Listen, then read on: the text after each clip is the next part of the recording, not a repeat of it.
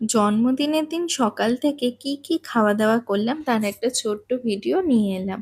১ম এই সকালে বাড়ি গিয়ে খেয়েছি লিকার চা আর বিস্কুট।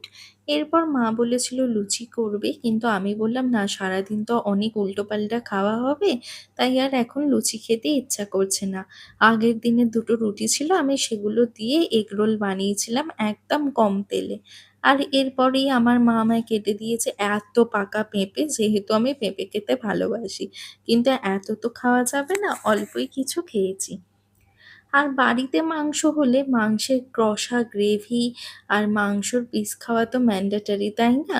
তাই আমিও সেটা খেয়ে নিলাম। আর দুপুরের মেনুতে ছিল ভাত, করলা ভাজা, আলু ভাজা, তোপসে মাছের ফ্রাই। ফ্রাইটা আগের দিন কেনা ছিল। আর তার সাথে ছিল মাটন দিয়ে আলু দিয়ে ঝোল, চাটনি, পাঁপড়, আমার খুব পছন্দের মিষ্টি দই আর ৫ রকমের মিষ্টি। এরপর একটা ঘুম দিলাম। ঘুম থেকে উঠে করলাম গাঢ় করে দুধ চা। আমার নিজের হাতের দুধ চাটা খুব পছন্দের, তাই এটা আর মাকে করতে দিইনি। আর সন্ধ্যেবেলা বর আসার পর আমি একটু বাইরে বেরিয়েছিলাম। আসার পথে সেখান থেকে একটা ছোট কেক কিনে এনেছি। সেই কেকটাই কেটে খাওয়া হলো। আর রাত্রে আমি যেগুলো দুপুরে খেয়েছি ও সেগুলো রাতে খেলো। আর আমি রাতে খেলাম লুচি, আবার আলু দিয়ে মাটনটা, আর তার সাথে হচ্ছে আলু ভাজা।